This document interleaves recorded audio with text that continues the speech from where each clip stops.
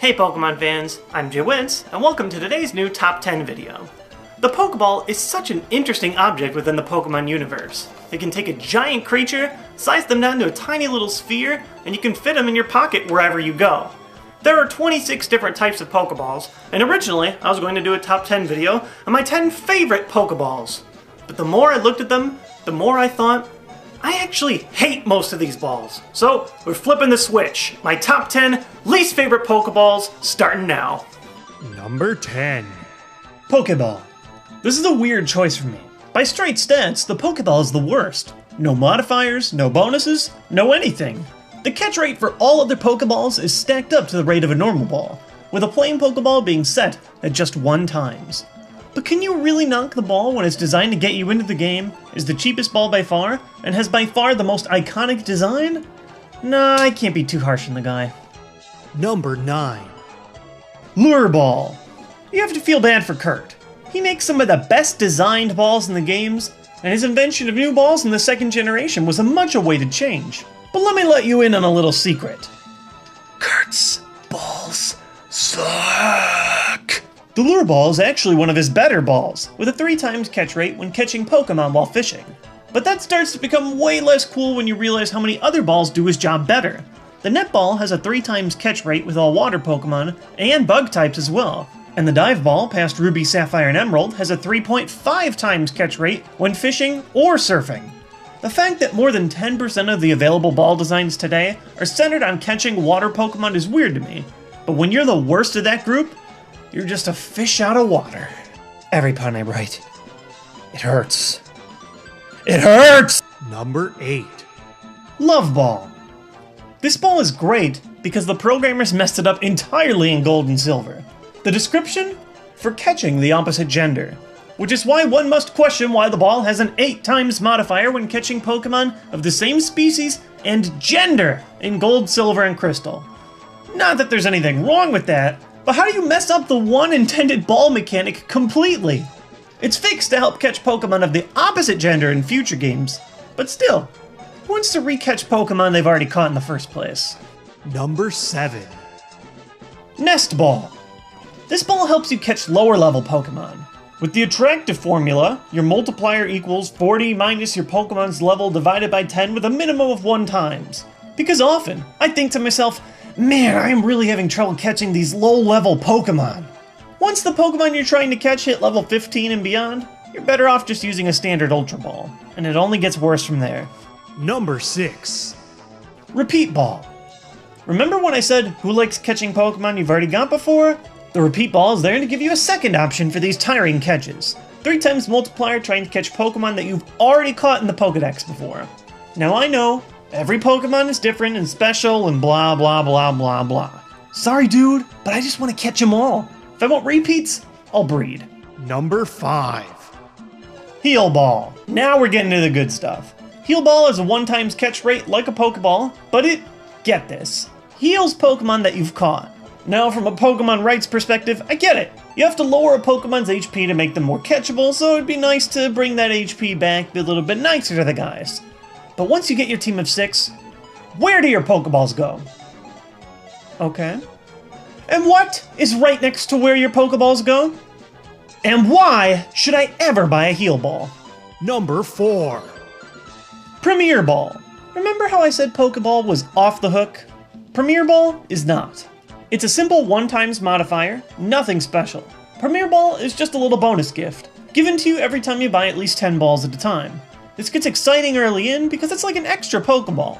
But as soon as you outgrow those, getting better balls, the Premier Ball stops feeling like much of a prize. 10 Great Ball? Have a Premier Ball. 10 Ultra Ball? Have a Premier Ball. You get a Premier Ball! You get a Premier Ball! Everybody gets a Premier Ball! I shouldn't complain about a free gift, but come on. Just give me a free ball of the set I purchased. Then I'd actually use it. Number 3. Moon Ball. Kurt's work at its finest. The Moon Ball is good at catching Pokemon that evolve with a Moonstone? This leaves you with the awesome selection of Nidoran, Jigglypuff, Clefairy, and Skitty families. And nothing else. Today it's a 4 times modifier on that extremely small capture selection, but in the second generation, they've done it again and glitched the ball entirely. This time, because of the glitch, the catch rate is always 1, no matter what. It's a Pokeball in disguise. And it wasn't even good in the first place. Number 2. Safari Ball. Come on, come on. Oh! This would be so much easier if I could just battle these Pokemon. Why Safari Zone? Why have you condemned me to this Pokemon prison? Why do you despise the art of the capture? I can't. I can't! I can't! Number 1. GS Ball. Finally, I can talk about this thing.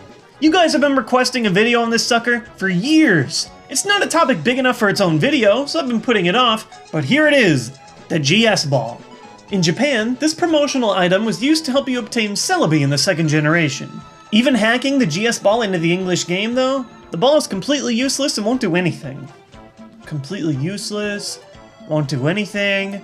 Why does that sound so familiar? Oh yeah! There was a GS Ball in the anime too, wasn't there? Let me explain to you where this ball goes. It starts with Professor Ivy, who can't open the thing to save her life. Oak and Ash try and help, and they can't do anything either. Oak tells Ash to bring it with him and see if he can open it on his journey. Ash gets the ball, ignores it for a while, and can't figure anything out. A few episodes later, Ash gives it back to Oak. Then Team Rocket steals it briefly, but our heroes get it back. Oak and Tracy now have the ball, and guess what? Can't do anything with it. So they give it back to Ash, tell him to deliver it to someone else. Then Quagsire steals the ball in an episode, Ash gets it back, and finally delivers it to our final holder. And that's it. This ball shifted hands over and over in nearly a dozen episodes, and it never did anything. Why? According to an interview with Masamitsu Hidaka, the GS Ball was originally going to open a story arc about Celebi. But once they decided Celebi was going to be in the 4th movie, they shelved the entire multi-episode GS Ball arc and just hoped everyone would forget about it. We didn't. And that always bothered me. Why couldn't they just tie the GS Ball into the movie? It's not like the show and the movies hadn't been connected before. Just look at Mewtwo. Either way, the GS Ball is now left forever with... who? Just who is our mystery handler? None other than the Pokeball Demon himself. Kurt. It's thanks to Kurt that we can't have nice balls.